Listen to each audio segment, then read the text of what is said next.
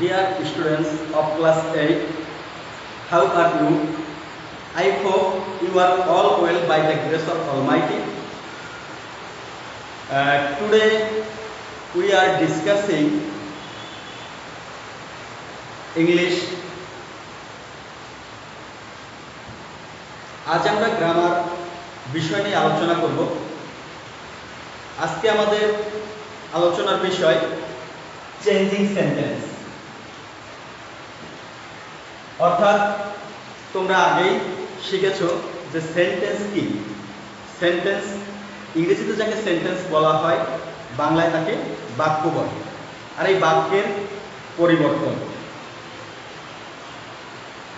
তোমরা সবাই জেএসসি পরীক্ষার্থী, তাই এই বিষয়টি তোমাদের খুব ভালোভাবে আয়ত্ত করতে হবে। তোমরা যদি তোমাদের প্রশ্ন প্যাটার্ন অথবা কোশ্চেনের উপর লক্ষ্য রাখো, তাহলে দেখবে যে কোশ্চেন নম্বর 11 অর্থাৎ 11 নম্বর প্রশ্নে তোমাদের এই বিষয় লিখতে হবে এবং এখানে তোমাদের নম্বর থাকবে 5। তা আমরা সেন্টেন্সের উপরে আজকে এই বিষয়গুলো আলোচনা করব। তাহলে চেঞ্জিং সেন্টেন্স মূলত বাক্যের পরিবর্তন। আমরা বাক্যকে দুইটা ভাবে পরিবর্তন করতে পারি বা বাক্যকে দুইটা ভাবে রূপান্তর। Kinds of sentence according to meaning. According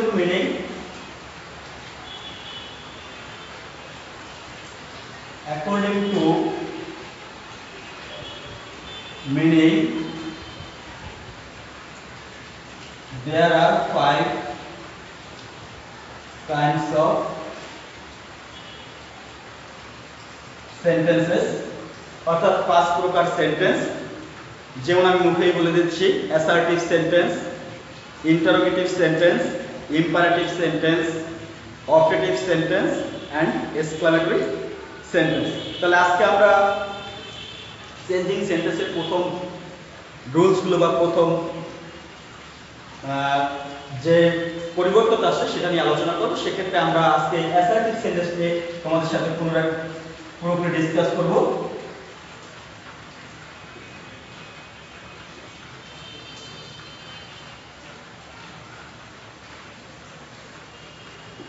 assertive sentence বিবৃতি বা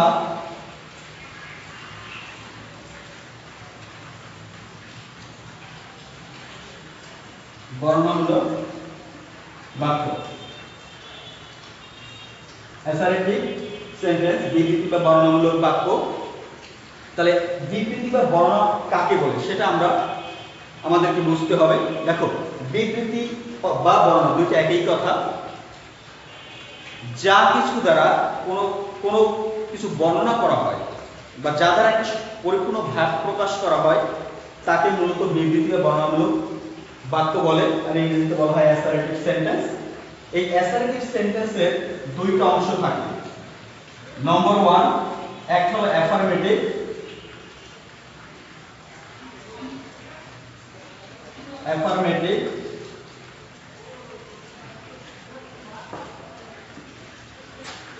হ্যাঁ বলো। আর একটা হলো নেগেটিভ সেন্টেন্স, না বলো। আর অ্যাফার্মেটিভ মানে হলো হ্যাঁ বলো। তাহলে অ্যাফার্মেটিভ সেন্টেন্স কাকে বলে? যে সেন্টেন্স দ্বারা কোনো কিছু স্বীকার করা হয়। অর্থাৎ অ্যাফার্মেটিভ সেন্টেন্স হলো এমন একটা সেন্টেন্স যে সেন্টেন্স দ্বারা কোনো কিছু আমার নিজের আছে বা আমি এই কাজটা পারি বা এটা করব, এই ধরনের ইয়েস সূচক বা হ্যাঁ সূচক কোনো বিবৃতি প্রদান করা হয়, তখন তাকে অ্যাফার্মেটিভ সেন্টেন্স বলে। এবং যে সেন্টেন্স দ্বারা কোনো কিছু নেতিবাচক ভাব প্রকাশ করে বা কোনো কিছু স্বীকার করা হয় না, তখন তাকে নেগেটিভ সেন্টেন্স বলে। যেমন আমি বলতে পারি অ্যাফার্মেটিভ সেন্টেন্স যদি আমি বলি, উপরে আমি লিখলাম অ্যাফার্মেটিভ সেন্টেন্সের ক্ষেত্রে আমি যদি এখান থেকে একটা সেন্টেন্স লিখি, I have a pen. I have a pen, আমার একটি কলম আছে।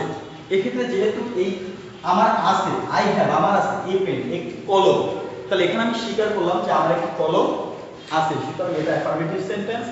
এবং যদি আমরা নেগেটিভ নিয়ে করি তাহলে একই sentence, I have no pen, I have no pen, আমার কোনো কলম নেই। সেক্ষেত্রে আমি এখানে অস্বীকার করলাম বা স্বীকার করলাম না যে আমার কলম নেই, আই হ্যাভ নো পেন, এখানে সেন্টেন্সটি অবশ্যই নেগেটিভ। সো এই অ্যাসার্টিভ সেন্টেন্সকে দুইটা ভাগে ভাগ করা হয়েছে, একটা অ্যাফার্মেটিভ একটা নেগেটিভ। তাহলে সেন্টেন্সটি অ্যাফার্মেটিভ বা নেগেটিভ যেটাই হোক না কেন সেটা অবশ্যই অ্যাসার্টিভ সেন্টেন্সের অংশ। তো এবার আমরা ট্রান্সফরমেশন অফ সেন্টেন্সে চলে যাব, অ্যাফার্মেটিভ থেকে নেগেটিভ। তোমাদের আজকের মূল বিষয় অ্যাফার্মেটিভ থেকে নেগেটিভ এন্ড ভাইস ভার্সা।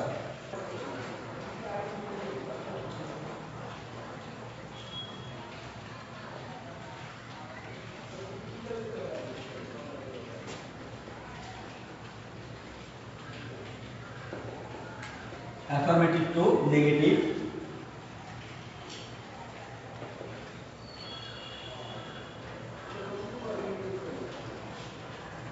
যদিও বিষয়টি আমি একই সাথে অ্যাসার্টিভ থেকে নেগেটিভ করব, কিন্তু আমি একবারে ভাইস ভার্সা তোমাদেরকে দেখিয়ে দিব।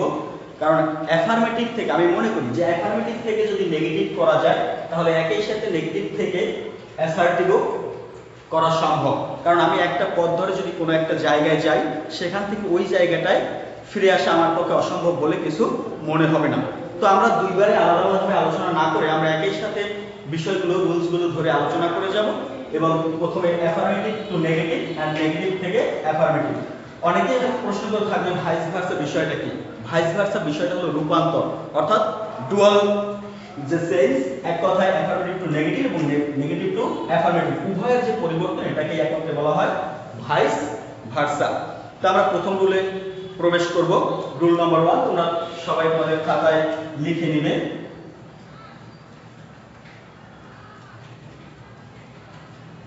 রুল 1,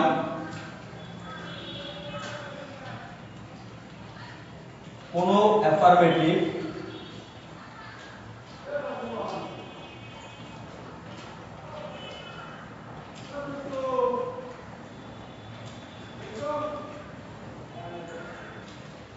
অ্যাফার্মেটিভ সেন্টেন্সে যদি অনলি বা অ্যালোন থাকে তাহলে নেগেটিভ করার সময়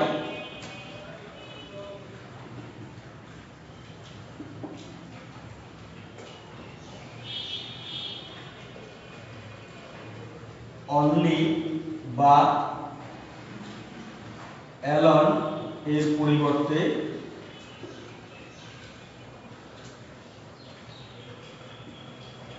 none but,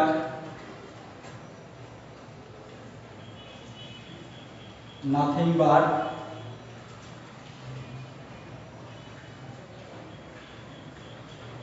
not more than অথবা not less than বসে। তবে সেক্ষেত্রে অবশ্যই আমি আবার বলছি, রুল 1, কোনো অ্যাফার্মেটিভ সেন্টেন্সের মধ্যে যদি অনলি বা অ্যালোন থাকে তাহলে নেক্সট সেন্টেন্সটিকে নেগেটিভ করার সময় অনলি বা অ্যালোনের পরিবর্তে none bar, nothing bar, not more than অথবা নট লেস দ্যান বসিয়ে করতে হবে। সেক্ষেত্রে অবশ্যই আমি তোমাদেরকে কয়েকটা সেন্টেন্স এখানে দেখাবো। তবে তোমাদের যে বিষয়টা অবশ্যই মনে রাখতে হবে, যদি সেন্টেন্সটি দ্বারা কোনো ব্যক্তিকে বোঝায় অথবা ক্রিয়েটর অবলিক গড, আল্লাহ, এরকম যদি কাউকে বোঝায় তবে সেক্ষেত্রে আমরা নান বার ব্যবহার করব। আবার বলছি, যদি সেন্টেন্সটি দ্বারা কোনো ব্যক্তিকে বোঝায় তাহলে আমরা অনলির পরিবর্তে নান বার বসাবো। কিন্তু সেন্টেন্সটি দ্বারা যদি কখনো কোনো বস্তুকে বোঝানো হয় তাহলে সেক্ষেত্রে অনলি ব্যবহারের পরিবর্তে নাথিং বার বসাবো। এবং যদি সেন্টেন্সটি দ্বারা কোনো সংখ্যাকে বোঝানো হয় তখন তার পরিবর্তে আমরা নট মোর দ্যান অথবা নট লেস দ্যান যে কোনো একটি ওয়ার্ড বসাবো এবং বাকি অংশ লিখে দিব, তাহলে সেন্টেন্সটি নেগেটিভ হয়ে যাবে। তাহলে আসো এবার আমরা এক্সাম্পল দেখি কয়েকটা। ঠিক আছে, আমরা দেখে নিই যে এর আমাদের যে রুলস অনুযায়ী যে সেন্টেন্সটা আসে, প্রথমে আমরা লিখলাম only Allah can help us, যে একমাত্র আল্লাহই আমাদেরকে সাহায্য করতে পারে। তাহলে এই সেন্টেন্স দ্বারা আমি আগেই বলছিলাম যে সেন্টেন্সটি দ্বারা যদি কোনো ব্যক্তিকে বোঝায় অথবা ক্রিয়েটর গড আল্লাহ এই ধরনের কাউকে বোঝানো হয়, তাহলে সেক্ষেত্রে আমরা অনলির পরিবর্তে নাম্বার বসাবো। তাহলে আমি এখানে লিখলাম যে only Allah can help us, একমাত্র আল্লাহ আমাদেরকে সাহায্য করতে পারে। তাহলে আমি অনলির পরিবর্তে যেহেতু ব্যক্তি বোঝানো হয়েছে এখানে, এই জন্য আমরা লিখব নান বাট। এবং এই সেন্টেন্সে দেখো বাকি অংশ যা আছে আমরা এটা এভাবেই লিখে দিব, অন্য কোনো পরিবর্তন আসবে না। তাহলে আমি আল্লাহ ক্যান হেল্প আস। সেই শিক্ষার্থী বন্ধুরা, এভাবে আমি এখানে অ্যাফার্মেটিভ থেকে নেগেটিভ রূপ করলাম সেন্টেন্সটা। আমি যেহেতু তোমাদেরকে আগেই বলেছি যে আমি একবারে ভাইস ভার্সা করব, কারণ দুইটা বিষয় আমরা একই, যেহেতু আমরা অ্যাফার্মেটিভ থেকে যদি নেগেটিভ করি তাহলে নেগেটিভ থেকে অ্যাফার্মেটিভ পে আসার কোনো সমস্যা থাকার কথা নয়। এক্ষেত্রে তাহলে আমি যদি আবার নেগেটিভ থেকে অ্যাফার্মেটিভে যাই, তাহলে দেখবো যে এই সেন্টেন্সে যেহেতু নেগেটিভ সেন্টেন্সটা আবার কি আছে, নান বাট। সুতরাং নান বাটের পরিবর্তে আমাকে অ্যাফার্মেটিভ করার সময় শুধু এই নান বাটের পরিবর্তে অনলি বসিয়ে দিলে এই সেন্টেন্সটি পুনরায় অ্যাফার্মেটিভ হয়ে যাবে। ঠিক আছে, এবার আমরা নেক্সট আরেকটি एग्जांपल দেখে নেব। Affirmative sentence, he played only cricket. He played only cricket, আমি একটা অ্যাফার্মেটিভ সেন্টেন্স লিখলাম যে হি প্লেড অনলি ক্রিকেট, সে শুধুমাত্র ক্রিকেট খেলেছিল। সাবজেক্ট ভেটো, বাকি অংশ অবজেক্ট হিসেবে আমরা চিহ্নিত করতে পারি। তাহলে এখানে পাস্ট ইনডিফিনিট সেন্টেন্সটি আছে এবং এই বিষয়ে অনলিটা অবশ্যই, যে অনলি শব্দটা সেটা একটা নাউনের পূর্বে আছে only. He played only cricket. Negative করলে সেন্টেন্সটি যেহেতু ক্রিকেট একটা বস্তুর নামকে বোঝায়, একটি বস্তুর নামকে বোঝানোর কারণে এখানে আমরা অনলির পরিবর্তে নাথিং বা বসাবো। তাহলে he played nothing but cricket. He played nothing but cricket. তাহলে আমাদের সেন্টেন্সটি নেগেটিভ হয়ে গেল।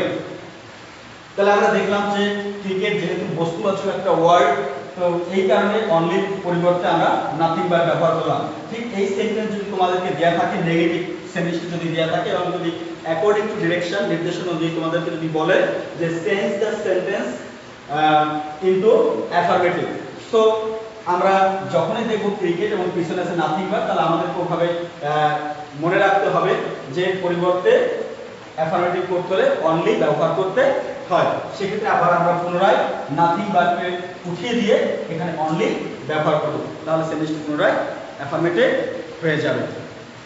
তো শিক্ষার্থী বন্ধুরা, কি বুঝলে? আমি দুইটা সেন্টেন্স তোমাদের করে নিলাম। এরপরে আমরা থার্ড एग्जांपले আসবো। সেন্টেন্স লিখছি, my sister only 5 years old. My sister is only 5 years old. আমার বোনের বয়স মাত্র 5 বছর।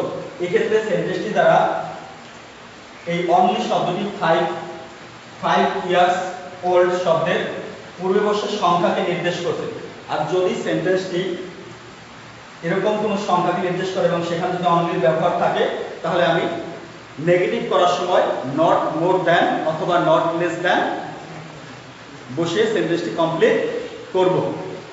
তো দেখি আমরা, মাই সিস্টার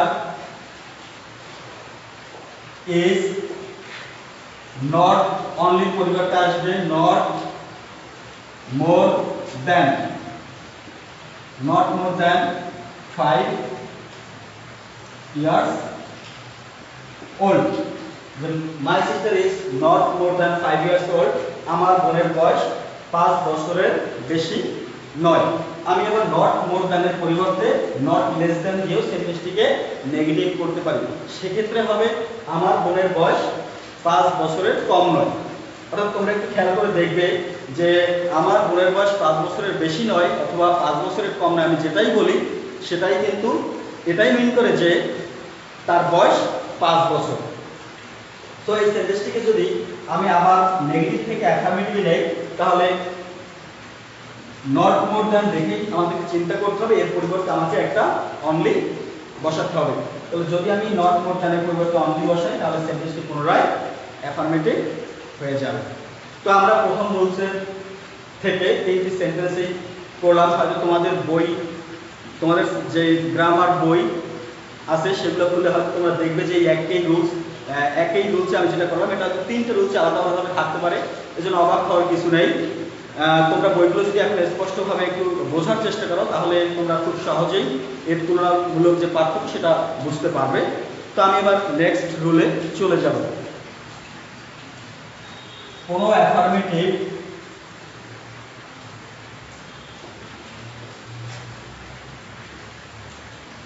সেন্টেন্স এর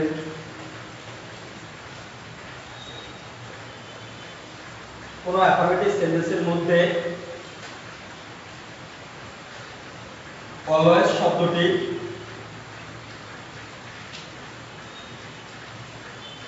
থাকলে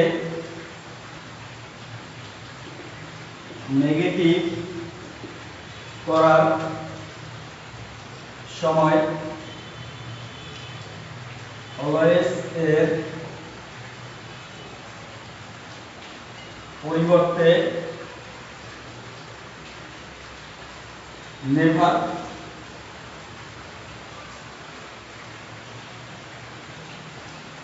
বসাতে হবে এবং একই সাথে কি সেন্টেন্সটি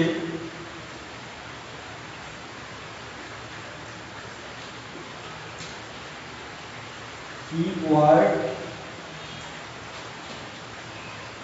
এর বিপরীত শব্দ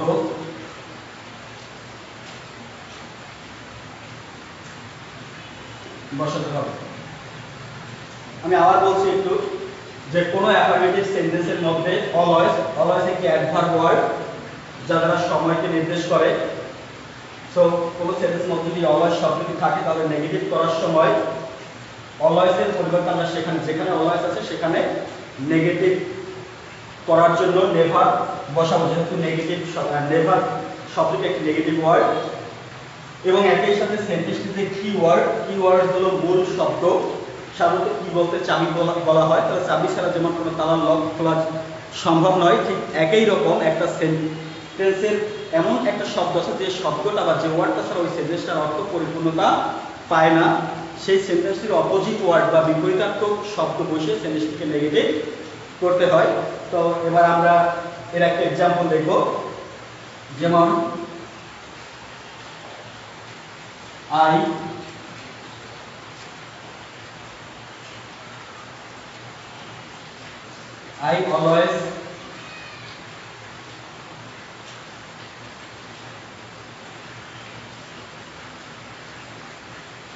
I always remember you. আমি সর্বদা তোমাকে মনে করি। তো এই সেন্টেন্সের মধ্যে প্রেজেন্ট ইনডিফিনিট টেন্সে আছে সেন্টেন্সটি আই অলওয়েজ, আমি সর্বদা বা সার্বক্ষণিক রিমেম্বার ইউ, তোমাকে স্মরণ করি। তো এই সেন্টেন্সের নেগেটিভ করতে হলে প্রথমে আমরা সাবজেক্ট যেটা আছে সেটা লিখে দিব। এরপরে আমি আগেই বলছিলাম রুলসে বলা হয়েছে যে কোনো অ্যাফার্মেটিভ সেন্টেন্স যদি অলওয়েজ থাকে তাহলে নেগেটিভ করার সময় অলওয়েজ শব্দটি উঠে যাবে এবং এর পরিবর্তে নেভার বসবে। তাহলে আই নেভার, এবং এই শব্দে দেখো রিমেম্বার, দ্যাট মিন্স স্মরণ করা, মনে করা। তো এটাই হলো এই সেন্টেন্সের কিওয়ার্ড কিভাবে বোঝা যাবে, যদি আমি এই শব্দটা বাদে নিয়ে দিই সেন্টেন্স থেকে তাহলে তোমরা দেখতে পাবে যে এখানে কোনো অর্থই সেন্টেন্সটি প্রকাশিত হয় না বা কোনো অর্থ প্রকাশ করতে পারে না। সো এটাই এই সেন্টেন্সের কিওয়ার্ড। এই হিসেবে রিমেম্বার যদি স্মরণ করা, এর বিপরীতার্থক অপোজিট ওয়ার্ড হলো ভুলে যাওয়া, তাহলে ভুলে যাওয়া ইংলিশ হলো ফরগেট। ফরগেট এখানে যদি প্রেজেন্ট ফর্ম, এখানে অবশ্যই আমাদের প্রেজেন্ট ফর্মে লিখতে হবে I never forget you. So দেখো সেন্টেন্সটি এখন অ্যাফার্মেটিভ থেকে নেগেটিভে রূপান্তর হলো। তো যদি এই ধরনের কোনো সেন্টেন্স আমাদের আসে, এখন তোমাদের পরীক্ষায় হয়তো সেন্টেন্সটি দিয়ে সামনে লিখে দিলে নেগেটিভ করো, অ্যাকর্ডিং টু ডিরেকশন নেগেটিভ করো, তখন তোমরা এই সেন্টেন্সটি লিখে আবার অনেক সময় বলতে পারে এরকম সামনে make it affirmative. Make it affirmative যদি করতে বলে কখনো, তাহলে উপরের সেন্টেন্সটা আমাদের তখন থাকবে না এবং এই সেন্টেন্সটা দেয়া থাকবে। সো তখন আমাদের ওই নেভার দেখে মনে রাখতে হবে বা মনে করে লিখতে হবে। নেভার থাকলে আমরা জানি অ্যাফার্মেটিভ করার সময় এর পরিবর্তে অলওয়েজ বসে এবং নেভার শব্দটি উঠে যায়। এবং এই সেন্টেন্সগুলো ঠিক একই রকম, দেখো আই নেভার ফরগেট ইউ, এখানে ফরগেট ভুলে যাওয়া, এটাই হলো এই সেন্টেন্সের কিওয়ার্ড এবং কিওয়ার্ডের বিপরীত শব্দ হলো রিমেম্বার। তোমরা এখানে রিমেম্বার ব্যবহার করবে, তাহলে আই অলওয়েজ রিমেম্বার ইউ। তো এভাবেই আমাদের সেন্টেন্সগুলো কনভার্ট করতে হয়। তাহলে আমাদের 2 নম্বর রুলস সম্পন্ন হলো, আশা করি সবাই বুঝতে পারছো। তো এবার আমরা পরের রুলসে যাব। তো শিক্ষার্থী বন্ধুরা, এবার আমরা তৃতীয় রুলস দেখব। রুল নম্বর 3, দেখো যে কোনো অ্যাফার্মেটিভ সেন্টেন্স এর মধ্যে মাস্ট থাকলে, must one kind of auxiliary এবং এটাকে মডাল অক্সিলারি ভার্ব বলা হয়। এবং যেটা কোনো কিছু যদি বাধ্যবাধকতা প্রকাশ পায় সেক্ষেত্রে আমরা must, have to, has to এই ধরনের অক্সিলারি বসাই। তো কোনো অ্যাফার্মেটিভ সেন্টেন্সের মধ্যে যদি মাস্ট থাকে সেক্ষেত্রে সেন্টেন্সটিকে নেগেটিভ করতে হলে মাস্টের পরিবর্তে ক্যান নট, বাট অথবা ক্যান নট হেল্প বসিয়ে সেন্টেন্সটিকে নেগেটিভ করতে হবে। তো এখানে দুইটা যেহেতু আলাদা আলাদা অপশন, সেক্ষেত্রে আমরা যে কোনো একটাকেই ব্যবহার করতে পারি। তবে ক্যান নট বাট ব্যবহার করা অপেক্ষাকৃত তোমাদের জন্য একটু সুবিধা, অথবা ক্যান নট হেল্প বসলে বাটকে একটু পরিবর্তন লক্ষ্য করতে হবে। তাহলে আমরা প্রথমটা দিয়ে করি। সেন্টেন্সটি অ্যাফার্মেটিভ, আমি এখানে একটি সেন্টেন্স লিখছি যে উই মাস্ট ওবে আওয়ার প্যারেন্টস, আমরা অবশ্যই আমাদের পিতামাতাকে মান্য করব অথবা মেনে চলব। তো সেন্টেন্সটিকে যদি আমি নেগেটিভ করি তাহলে প্রথমে সাবজেক্ট হিসেবে আসবে উই আমরা লিখে দিব। এরপর বলছি যে সেন্টেন্সের মধ্যে মাস্ট যদি থেকে থাকে তাহলে সেটাকে নেগেটিভ করার সময় মাস্টকে ক্যান নট বাট অথবা ক্যান নট হেল্পে রূপান্তর করতে হবে। তাহলে কান্ট বাট আমি প্রথমে করলাম এবং মাস্টের পরিবর্তে ক্যান নট বাট বা কান্ট বাট বসে বাকি যে অংশটুকু আছে সেই অংশটুকু লিখে দিলেই সেন্টেন্সটি নেগেটিভে রূপান্তর হয়ে যাবে। তাহলে বাট ওবি আওয়ার প্যারেন্টস। তাহলে আশা করি সম্পূর্ণভাবে তোমরা বিষয়টি বুঝতে পারছো।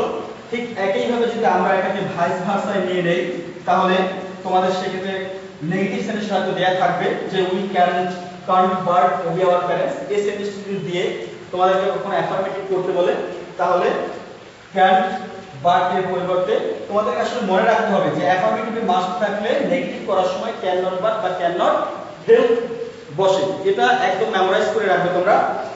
তো সেন্টেন্সটি ক্যান নট বাট দিয়ে যখন আবার আমি মাস্ট ব্যবহার করব এবং বাকি অংশ যেটুকু আছে সেটুকু লিখে দিলে সেন্টেন্সটি কনভার্ট হয়ে যাবে আবার অ্যাফার্মেটিভ সেন্টেন্সে।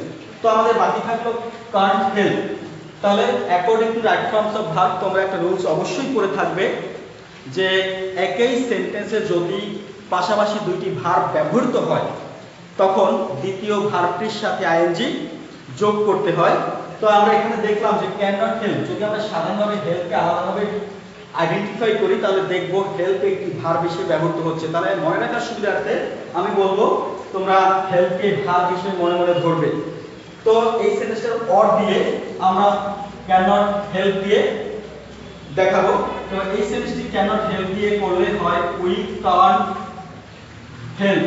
যেহেতু আমি আগেই বলছি হেল্প একটা ভার্ব, এই জন্য দ্বিতীয় যদি কোনো ভার্ব আসে তাহলে সেই ভার্বের সাথে অবশ্যই আইএনজি যোগ করতে হবে। তো ক্যান নট হেল্প ওবি এর সাথে যদি আইএনজি যোগ করো তাহলে ওবি আওয়ার প্যারেন্টস।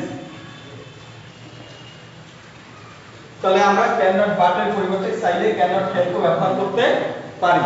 সেক্ষেত্রে মনে রাখতে হবে তোমাকে পরবর্তী ভার্বের সাথে আইএনজি যোগ করতে হবে। যদি কোনোভাবে এই আইএনজি যোগ করতে তোমরা ভুলে যাও তাহলে সেন্টেন্সটি ইনকারেক্ট হবে এবং সেটা ভুল।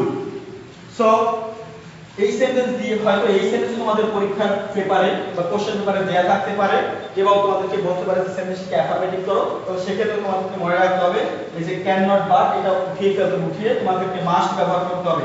সাথে এটাও মনে রাখতে হবে যে মডাল অক্সিলিয়ারি ভার্বের পরে সচরাচর যে কোনো ভার্ব আসলে তার প্রেজেন্ট ফর্মে লিখতে হয়। সো উই লেখার পরে ক্যান নট হেল্পের পরিবর্তে মাস্ট এবং মাস্টের পরে যে ওবিং এখানে আইএনজি যোগ আছে তোমরা জানো যে কেন যোগ করলাম, কারণ হেল্প যেহেতু একটা ভার্ব শব্দ ধরেছিলাম আমরা এই কারণে আইএনজি যোগ। তো এখন যখন আমরা মাস্ট ব্যবহার করব তখন আবার ওবিং থেকে আইএনজি বাদ দেওয়া হবে এবং ওবি লিখতে হবে। বাদ দিয়ে ওবি লিখলেই সেন্টেন্সটি আবার অ্যাফার্মেটিভে হয়ে যাবে। তো সময় স্বল্পতার জন্য বন্ধুরা আমরা আজকে ক্লাস আর লেন্থি করতে পারছি না। এই বিষয়টি বাকি যে অংশগুলো বা রুলসগুলো আছে সেগুলো নিয়ে আমি তোমাদের পরবর্তী ক্লাসে আলোচনা করব। তোমরা অবশ্যই আমার পরবর্তী ক্লাসের জন্য প্রস্তুত থাকবে এবং তার আগে এই যে আমরা তিনটা রুলস করালাম অ্যাফার্মেটিভ থেকে নেগেটিভ বা নেগেটিভ থেকে অ্যাফার্মেটিভ, এই বিষয়টি তোমরা তোমাদের অভিভাবক প্লাস বই বড় ভাই বোন যারাই আছে তাদের সাথে আরো এই বিষয়টি নিয়ে আলোচনা করে তোমরা পরিপূর্ণ একটা জ্ঞান অর্জন করবে এবং এখান থেকে কমপক্ষে তোমরা 10টি সেন্টেন্স এই তিনটা রুলসের উপর 10টি সেন্টেন্স তোমরা খাতায় প্রস্তুত করে তাদেরকে দেখাবে। তো সবাই ভালো থাকো, সুস্থ থাকো, সচেতন থাকো, এই বলে আজকের ক্লাস এখানেই সমাপ্ত করছি। ধন্যবাদ সবাইকে।